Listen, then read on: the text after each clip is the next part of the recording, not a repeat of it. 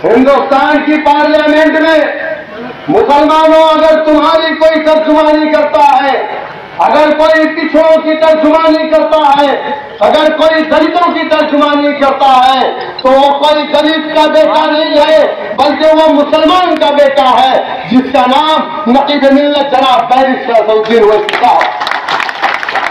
हमारी बात हो रही थी, कुछ दलितों के बीच हम बैठे थे।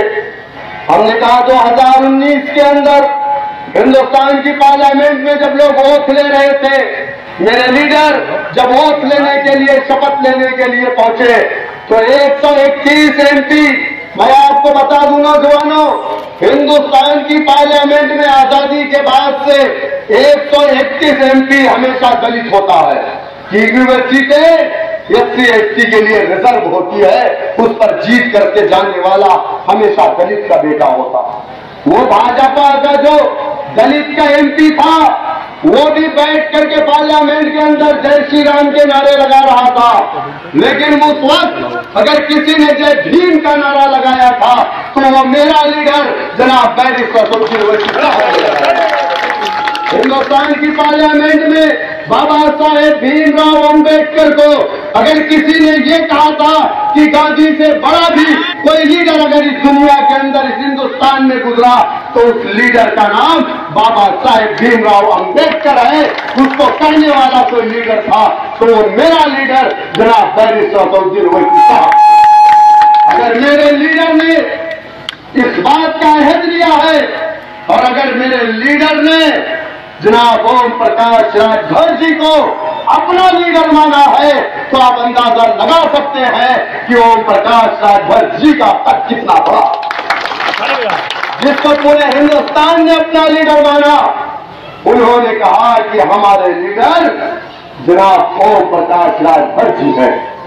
आने वाले 2022 के इलेक्शन में मुसलमानों, हम लोग ये चाहते थे, बार बार मैंने भी, जनाब ओम प्रकाश राजभर जी ने भी कहा कि भागीदारी संकल्प मोर्चा का दरवाजा उन तमाम नाम निहार सेक्युलर पार्टियों के लिए खुला है जो पार्टी बीजेपी को हराना चाहेगी। लोग हम पर इल्जाम लगाते हैं हम बीजेपी की बी टीम है। अगर हम बीजेपी की बी टीम होते तो तेलंगाना के अंदर बीजेपी की हुकूमत होती, लेकिन मजलिस इत्तेहादुल मुस्लिमीन तेलंगाना के अंदर, जहां से हमारा वजूद है, जहां पर हमारा केंद्रीय कार्यालय दारुल सलाम है, आज तक तेलंगाना जब वो आंध्रा था तब भी, और आज तक 70 साल आजाद हुकूमत में कभी वहां बीजेपी की हुकूमत नहीं बनी है। तो अगर हम बीजेपी की बी टीम है, अगर हमारा मोर्चा बीजेपी की बी टीम है, तो हम चाहते हैं कि सपा और बसपा किसी बी टीम में शामिल हो जाए। जिस तरीके से आंध्रा तेलंगाना में हमने बीजेपी को रोका, उत्तर प्रदेश में हम बीजेपी को रोक करके दिखा देंगे। बहुजन समाज पार्टी कहती है हम अकेले इलेक्शन लड़ेंगे। क्या कर लिया आपने 2019 के इलेक्शन में?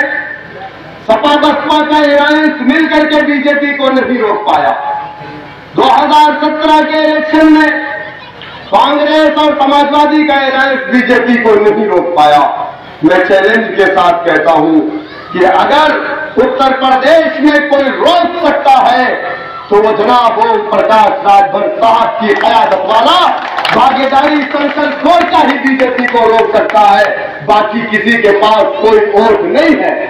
आज क्यों लोग कहते हैं कि हम छोटी पार्टियों से अलायंस करेंगे? क्योंकि उन्हें मालूम है, हमारे नेता ओम प्रकाश राजभर जी भी बार बार ये बात कहते हैं कि ये लोग इसलिए कहते हैं कि हम छोटी पार्टियों से अलायंस करेंगे, क्योंकि छोटी पार्टियों के पास ही वोट बैंक है और किसी के पास वोट नहीं है। मेरे दोस्तों, मेरे बुजुर्गों, मेरी इज्जतदार माँ और बहनों, मुसलमानों, मैं आपसे मुखातिब हूँ।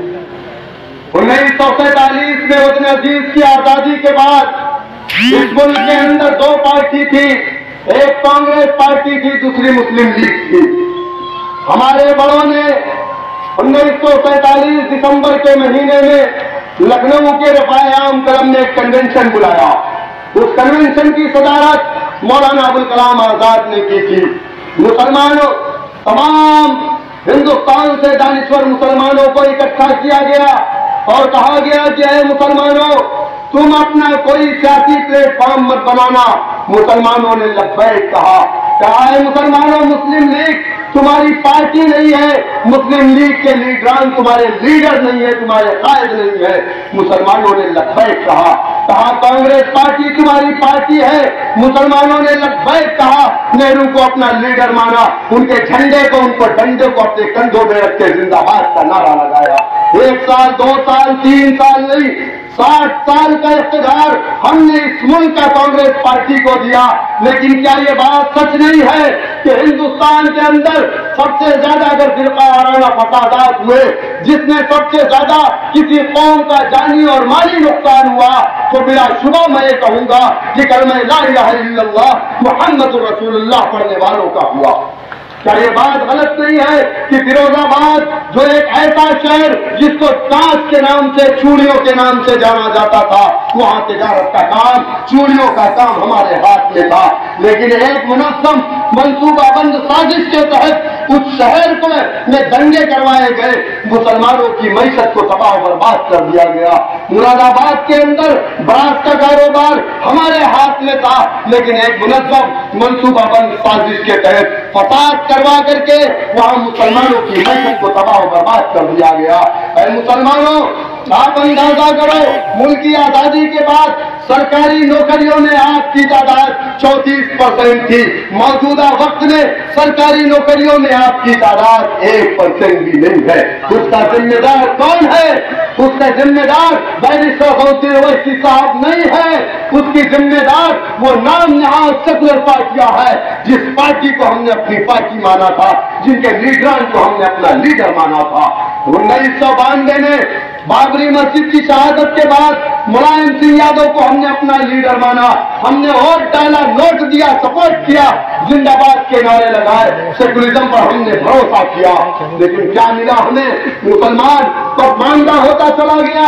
जब जब सामाजिक संगठनों ने सेंट्रल गवर्नमेंट के सामने ये मांग रखी कि मुसलमान पसमानदा है, मुसलमान पिछड़ रहा है, तो कभी रंगनाथ मिश्रा कमीशन, कभी कुंटू कमीशन, कभी गोपाल कमीशन, कभी करने वाला मुसलमान महज 70 सालों में अगर इस मुल्क के अंदर दलित से बदतर जिंदगी गुजार रहा है, तो उसका जिम्मेदार कौन है?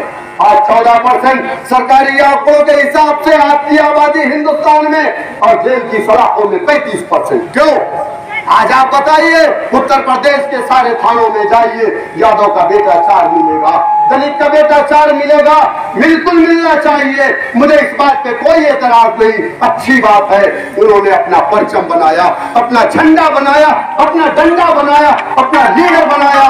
काशीराम पंजाब की सरजमीन से उत्तर प्रदेश की सरजमीन पर आए और कहा कि ऐ दलितों, जब तक तुम अपना झंडा नहीं बनाओगे, अपना राजनीतिक प्लेटफॉर्म नहीं बनाओगे, अपना नेता नहीं बनाओगे, तुम्हारी मां बहनों की इज्जतें लूटती रहेगी।